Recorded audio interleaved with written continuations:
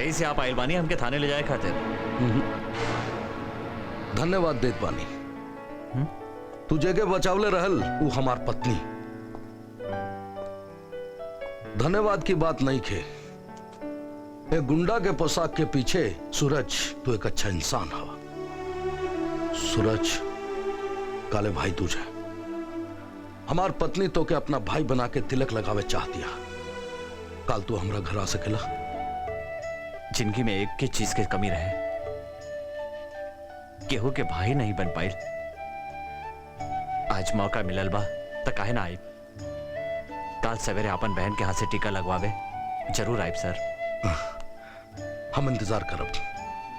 अगर लेट भइल ता हमरा संविधान के 324 धारा के तहत लेट आवे के जुर्म में हम तोरा के जेल में डाल देब, समझला?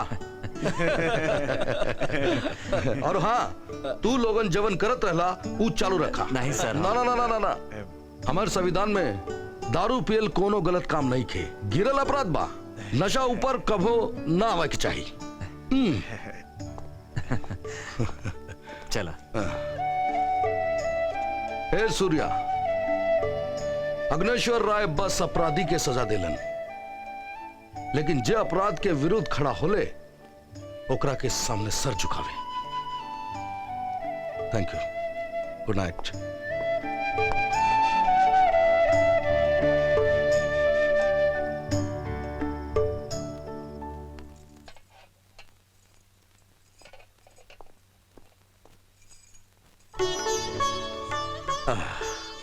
लाओ तोहार भाई आ गेल।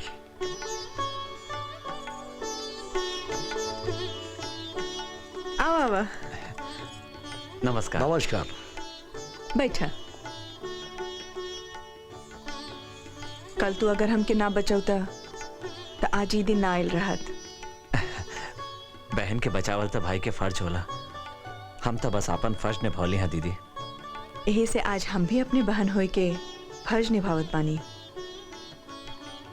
हमार तो कोनो भाई बाना, आज से तू ही हमार भाई। का भइल? तोहर आंख में आंसू? बचपन में हम दूसरा के घर में झांक के देखत रहने कि भाई बहन के प्यार कैसन होला, पर ये हमार नसीब में नहीं रहल। आज ही प्यार हमके मिल गई बा दीदी। काहे? केहू नहीं बा तोहर?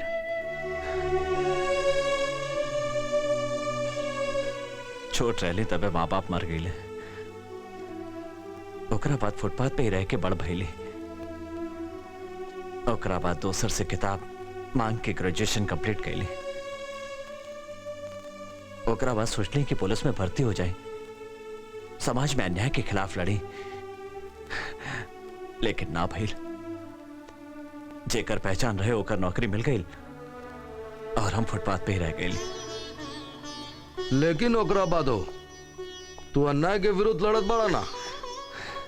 लेकिन बानी तो गुंडाई। तोरा जैसन गुंडा के ही पुलिस के जरूरत बा। पुलिस में भर्ती चालू बा तो अप्लाई कर दे। ना सर, वो लोग हमके नाली हैं। हम तोहार सिफारिश करब। डिपार्टमेंट हमके 25 बार ट्रांसफर कैले बा। सब अच्छा तरह से जानेला। मनुष्य के अंदर से अपराधी और अपराधी के अंदर से मनुष्य को पहचाने में अग्नेश्वर राय कबो भूल ना करेला।